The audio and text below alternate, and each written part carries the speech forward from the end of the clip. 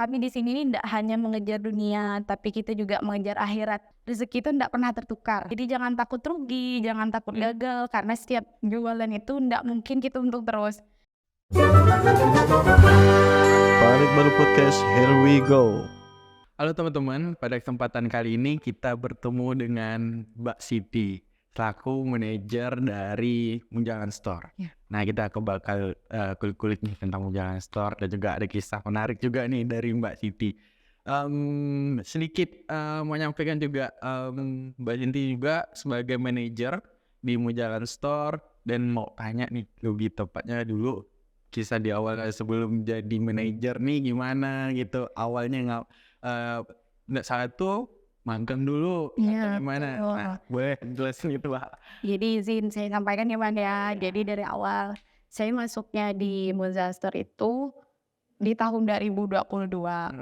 Kan tahun 2020. Oh, dari udah kemarin banget. Di tahun 2020. Jadi saya masuknya itu di awal sebagai tadi magang, yaitu CS online awalnya. Jadi di awal saya masuk sebagai CS online.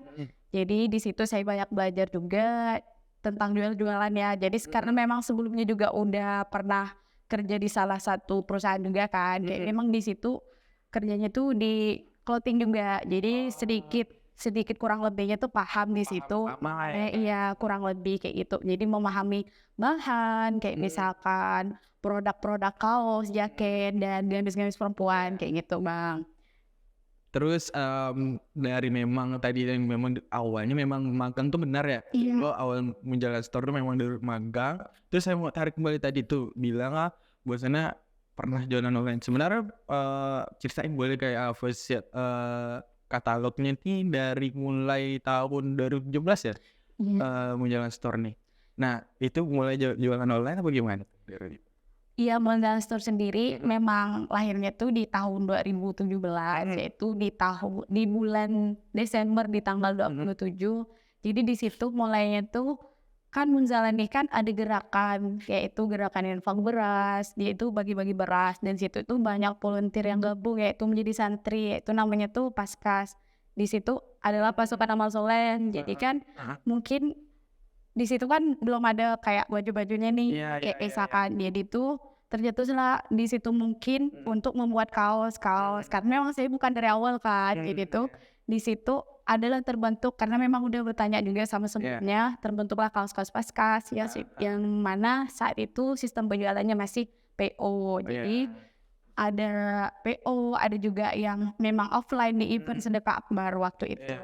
Jadi bermulai dari kaos Paskas, jaket, dan kemeja polo. Kemeja juga ya. Polo, kayak gitu. Tapi memang untuk yang cowok-cowok aja ya pakai ya. Iya, kalau di tahun 2017 tuh masih di produk laki-laki semua. Produk laki-laki. Ya. Oke, nanti mau tanya lagi lah produk cewek ini gimana nih. Nah, berarti memang dari jualan PO, masalah jualan online, terus makin banyak nih orang pada buka store gitu kan. Oke, berarti memang dari 2017 itu udah mulai berdirinya Munjalan Store. Iya, betul. Oke, nih saya mau tanya kontribusinya tadi tuh terbesar dari jualan baju clothingan lah ini kan, dan tadi ini disebutkan yang paling besar itu kan ini dimulai dari baju dulu kah atau apa dulu mulainya? Maksudnya dari clothingan sampai ke cewek juga nih? Dimulai dari produk cowok, jadi kaos, jaket, terus di situ juga ada rompi untuk sholat di masjid-masjid, kayak gitu. Juga ada Al-Quran, ada kayak buku-buku sirah Nabawiyah, ada. Jadi kalau itu tuh di tahun 2017 sampai tahun 2000 itu produknya sudah lengkap, kayak misalkan ada tumbler juga, ada topi, ya termasuk juga ada sejadah, kayak misalkan kain-kain sarung kayak gitu. Jadi di tahun 2020 itulah baru bermula ada produk cewek, manakala kan di Munjalan tuh santrinya udah banyak kan, rata-rata juga cewek di Munjalan tuh. Jadi kayak kawan-kawan tuh pada nanya, aku di Munjalan Store tuh nggak ada produk cewek ya, kayak gitu. Dari keresahan dia. Iya, kayak gitu. Jadi kita mulai tawarkan lah, kayak misalkan kalau misalkan kita lihat pasar sih, kayak misalkan kawan-kawan di situ tuh sukanya produk cewek tuh yang sejenisnya kayak apa, kayak misalkan ada himar, ada segi empat, kayak gitu. Jadi tuh setelah kita riset adalah masuk beberapa produk, yaitu ada jilbab syar'i yang memang itu tuh yang memang dia syar'i, kayak misalkan pakaiannya tuh bukan yang modis banget, jadi kayak gitu. Terus ada segi empat juga dan ada beberapa variasi lainnya untuk produk cewek. Di tahun 2020 itu baru bergerak di jilbab aja untuk yang cewek. Jadi tuh seiring berjalannya waktu barulah kami mulai buat gamis Oh, agak kayak gitu. itu memang buatan dari Menjelang Store atau memang dari ngambil lagi dari luar itu atau gimana? Kalau untuk produk cewek di awal, karena memang kan itu kebutuhan yang cepat ya. Jadi kalau misalkan kami waktu itu produknya masih maklon, jadi kita beli produk orang dan kita izin kayak misalkan kita izin untuk maklon produk kita seperti itu Bang Ut. Itu untuk di awal, tapi seiring berjalannya waktu sampai saat ini kita udah mulai produksi sendiri untuk gamis, kayak misalkan jilbab kayak gitu. Oke. Kontribusi terbesar dari semua jenis tadi yang disampaikan sama Mbak, yang paling banyak itu penjualan tuh di mana? Maksudnya di clothingan mana? Kalau Yang cowok lah, yang dari cowok. iya, yang cowok ya. Kalau yang cowok sendiri tuh paling banyaknya di kaos Bang. Kaos, topi, sama jaket. Jadi tuh ada 3 produk best seller dan itu tuh selalu paling tinggi penjualannya di setiap bulannya, karena memang kan dari awalnya produk Muzal Store ini kan cowok kan, jadi kayak orang misalnya tuh kayak kalau cari kaos kayak jaket yang syar'i, yang kalau di Muzal tuh kan cerita dulu ya, kayak misalkan kaosnya tuh beda dengan yang lain Bang, jadi kayak kaosnya tuh modelnya kurta, jadi kenapa di model kurta, kalau kita sholat tuh ketika kita sujud, jadi itu tuh nggak nampak celengannya. Oh, iya, Gitu. kelihatan tuh. Jadi kan kalau kaos yang flat tuh, itu kan kadang kalau kita sujud, kita ngeruku kayak gitu kan, jadi kayak nampak kan. Jadi itulah dari Ayah Man, Ustaz Luqmanul Hakim, jadi dibuatlah kaos tuh yang memang produk Muzal Store tuh dibentuknya tuh kurta, jadi itu nutup sampai belakang kayak gitu. Jadi ciri khasnya itu. Jadi itu tuh yang paling best seller tiap bulannya. Jadi karena memang tadi lah beda dengan yang lain kayak gitu. Jadi kalau misalkan kayak jaket-jaket juga sama. Jadi tuh kami nih lebih terlihat syar'i tapi tetap keren. Kayak ngikutin pasar seperti Masih itu. kelihatan bagus, tapi juga nutup aurat dan segala macam juga. Iya betul. Jadi tadi kan bilang paling kontribusi terhadap kayak tadi kaosnya dan segala macam itu juga. Pasti ada juga salah satu barang atau yang memang masih dibilang ini agak rendah lah penjualannya nih. Nah itu dari Menjelang Store tuh gimana sih buat melakukan itu? Kalau misal penjualannya rendah, apakah nggak dijual? Apakah gimana gitu? Oke, kalau misalkan kayak kita jual beli itu udah pasti kan nggak mungkin untung terus kan. Kayak misalkan udah pasti ada produk yang dia kayak gagal di desain, kayak misalkan itu gagal juga diminati sama orang, dan itu tuh biasanya kita jadikan giveaway. Terus kalau misalkan juga karena kan kita di pondok nih, kalau ada tamu-tamu tuh kita juga berikan kayak gitu Bang. Jadi kita memuliakan tamu, kayak misalkan santri-santri kita sendiri yang memang belum punya kaos, jadi kita bagi-bagiin seperti itu. Itu salah satunya. Terus tuh yang keduanya kita ndak produksi lagi di bulan selanjutnya karena kita udah tahu kan produk itu tuh sudah ndak diminati orang kayak gitu. Ya, berarti ndak bakal dijual lagi, tapi apa ya, di giveaway dikasih sedekahin lah ya. Oke, next question. Gimana sih hiring buat karyawan? Kalau misal memang dari manajer nih, gimana hiring buat karyawan ini? Apakah ada latar pendidikannya gimana? Atau dari kriterianya gimana gitu? Nah, boleh tahu gimana ceritanya? Oke, siap. Jadi sebelum kita rekrut tuh, kita konfirmasi dulu kepada orang yang minat untuk gabung di unit Muzal Store sendiri. Jadi kayak kalau misalkan usaha Muzal Store ini adalah usaha milik masjid, yang apa-apa kita juga harus taat kepada Masjid Kaum Muzalan kan. Jadi kayak di situ kami setiap pagi tuh akadnya bukan karyawan di sana Bang, tapi santri. Jadi kami di sana tuh ada setiap pagi tuh kami ada program belajar ngaji, kayak misalkan bedah tajwid, kayak misalkan belajar hadis, kayak misalkan belajar fikih. Jadi itu kita arahkan untuk kawan-kawan itu juga satu visi, kayak misalkan kami di sini tidak hanya mengejar dunia, tapi kita juga mengejar akhirat, yang mana yang masuk sini nih kita betulkan mulai dari tarbiyahnya kayak misalkan, karena memang itu tujuan kami kan, karena memang kami di Munzal Store ini bahasanya aja sebenarnya untuk berdagang, tapi sebenarnya kita tujuan untuk akhirat. Kayak misalkan orang yang gabung di sini ini bukan mindsetnya itu bukan hanya untuk jual beli, tapi juga untuk belajar keagamaan yang mana itu jadi bekal kita kan di akhirat kan. Jadi itu satu. Terus yang kedua kita juga ada tingkatan kayak misalkan belajar, kayak misalkan kita diuji dulu mengenai ini udah pernah ngaji belum, kayak misalkan kayak gitu. Jadi tuh kita setiap hari Kamis juga ada ke masjidan dan itu juga harus ikut. Kalau misalkan itu sih untuk di Masjid Kapal sendiri. Kalau misalkan untuk dari pendidikan, kami lebih ke dari SMA sederajat sih Bang. Kayak misalkan yang mau bergabung kayak gitu. Jadi tuh enggak harus matlok ya, ini harus minimalis 1 S2 seperti itu, enggak kayak gitu. Tapi untuk dari segi karyawannya atau ada etos kerja yang kayak gimana gitu dalam hiring gitu enggak? Gimana? Apakah sama kayak tadi yang disampaikan atau ada lagi perbedaan? Perbedaannya tadi, jadi kalau di sana juga kami tidak mengucapkan gaji itu adalah gaji seperti itu, tapi itu bentuknya adalah hadiah yang mana karena memang akadnya tadi itu adalah santri kan. Jadi di sini Pondok Masjid Kapal Munzalah itu adalah ibu dan ayah. Jadi kami di sini diarahkan jadi yang ngasih kayak gaji itu tuh namanya ihsan, dia itu adalah hadiah dari atasan kita, dari pengasuh kita untuk kita kayak gitu, dari ayah kita untuk kita gitu.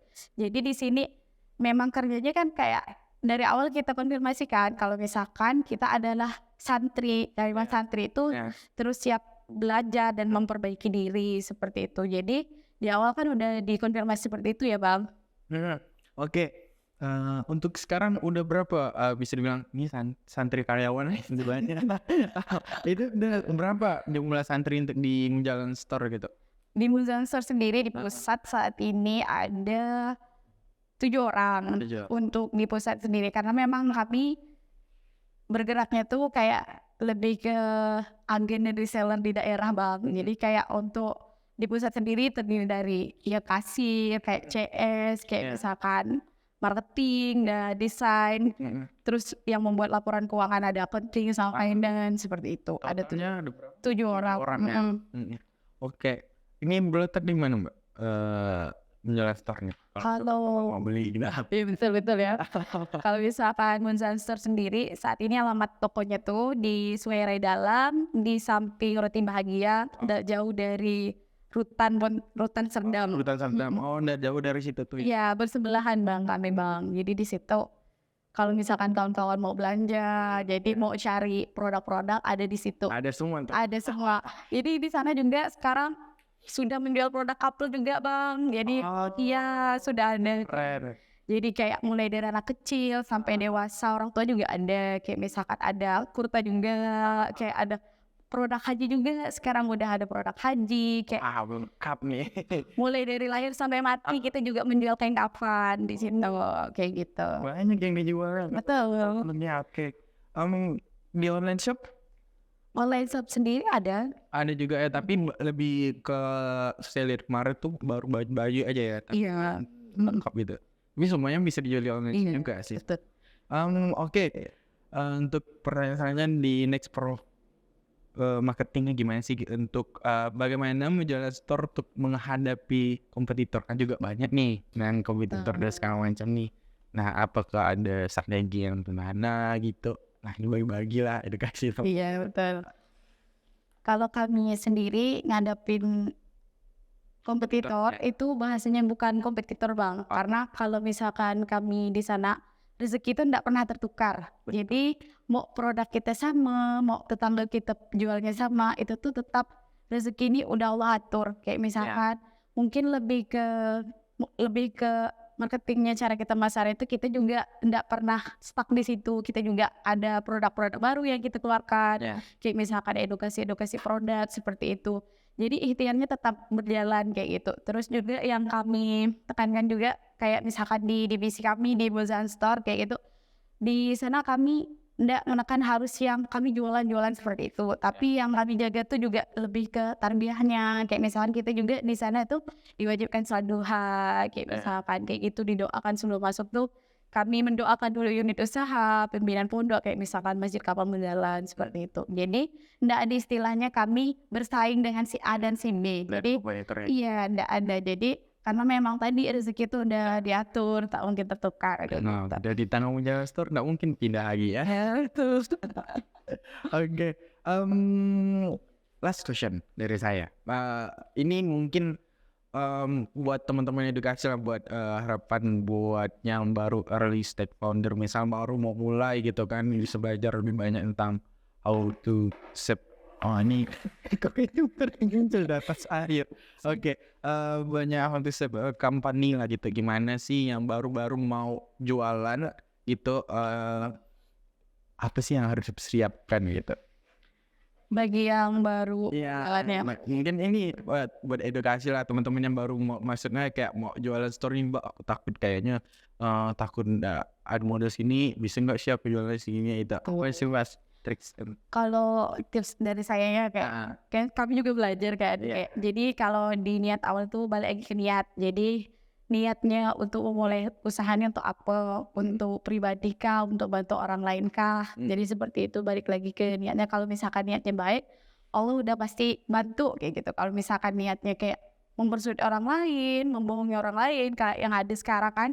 Jadi itu mungkin agak kurang lah ya. Terus yang kedua tuh jangan takut tadi Bang, jadi kayak kita harus berpikir positif. Jadi jangan takut rugi, jangan takut gagal, karena setiap jualan itu ndak mungkin kita untung terus. Iya. Bahkan ada yang memang kita gagal, tapi kita tetap harus terus berjalan. Kayak misalkan kalau misalkan kita ternyata kegagalan yang terakhir itu untuk naikkan kita kayak gitu. Jadi tuh harus tetap berjalan. Jadi ya tadi di sini ikhtiar dan belajar kan sekarang udah ada platformnya di mana-mana kan untuk kita belajar maupun online, offline seperti apa kayak gitu. Kalau misalkan mau gampang kita gabung di Munzan Store. Jadi kami juga menyediakan cara berbisnis. Oh ada Ada. Jadi kalau kayak anak muda yang mau gabung, ikut belajar bisnis, mau jadi reseller, mau jadi agen, itu Munzan. ada open volunteer kah atau gimana? Itu. Kalau saat ini belum kami publish Bang, tapi kayak misalkan jadi dari mulut ke mulut, tapi itu tuh kita udah open diri kan sekarang udah ini kan udah ke luar kan, jadi kita udah langsung omongan aja di sini. Jadi tuh kita tuh open reseller, kayak misalkan agen, kayak yang mau belajar jualan, kayak misalkan step-stepnya seperti apa, itu tuh bisa gabung di Munzan Store. Jadi mulai dari sekolah menengah atas sampai yang masih kuliah dan pengen belajar itu boleh datang ke Munzan Store, karena di Masjid Kapal di usahanya tuh ndak hanya Munzan Store Bang, tapi banyak. Jadi bisa belajar di divisi-divisi lainnya kayak gitu. Oke. Gitu. Udah dapat ilmu dari agamanya juga. Iya. Mau untuk jualan tuh bagaimana? Oke, Betul. nanti bisa ditanya di mana tuh Mbak kalau misal mau ini kan belum dipublish, tapi nanti kalau misal kira-kira ada teman-teman yang kan mau latihan ataupun gimana cara buat bangun usaha gitu, itu hubungi kemana? Bisa hubungi di IG Munzan Store, bisa langsung DM di situ. Di situ kami bakal balas dan kalian nanti bakal informasikan. Insya Allah secepatnya bakal kita publish juga kayak gitu. Oke, nanti ditunggu kan kapan Iya. buka publishnya gitu. Oke, Mbak Siti, terima kasih atas sharing-sharingnya, itu dari questionnya. Terima kasih atas udah mau bagi-bagi ilmu di podcast baru-baru. Oke, sampai jumpa di podcast selanjutnya.